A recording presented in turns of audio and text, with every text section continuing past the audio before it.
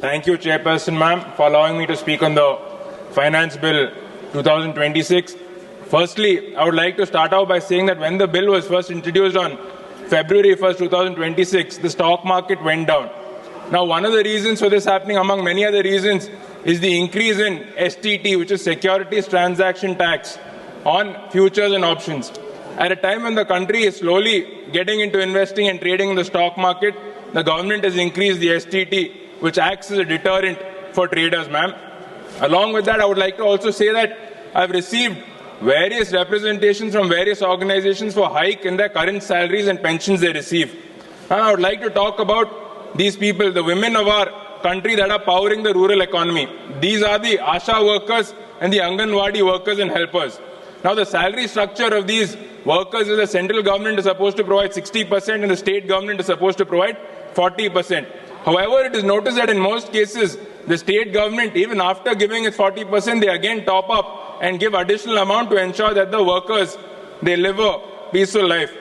So now there's been demand from both the Anganwadi workers and helpers and the ASHA workers to increase the central share. Ma'am, I'll give you an example of my state of Karnataka, where Anganwadi workers and helpers, they get a central share of 2,700 and 1,350 respectively. State share is 1,800 and 900 respectively. But the state government also gives an additional amount of 5,500 and 3,000 respectively for both Anganwadi workers and helpers, which is why the Anganwadi workers and helpers are able to carry on their day-to-day activities.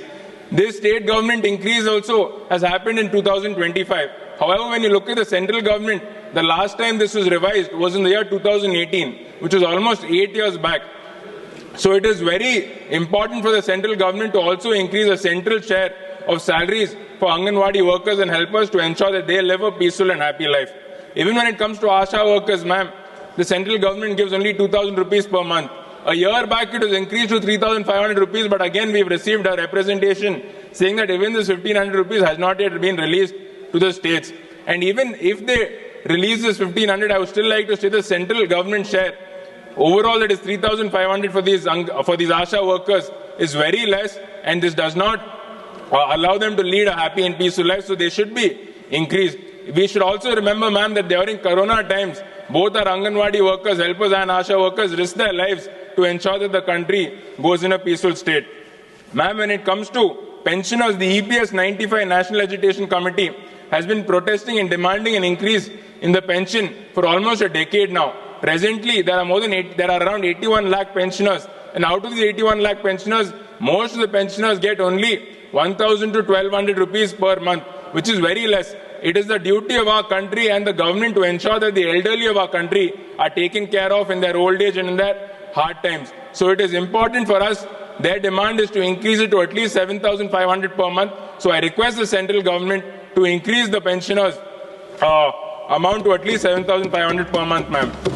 Another thing, ma'am, one of the biggest issues with the government is that it announces certain tax benefits to the people and then it does a policy reversal in subsequent years. Sure. Now, when you give an example, there were tax exemptions on sovereign gold bonds. Looking at this, many investors also subscribe to these sovereign gold bonds. Now the government says that the exemption is only applicable to investors who will hold them for maturity after 8 years and only to those who have subscribed in the original issuance.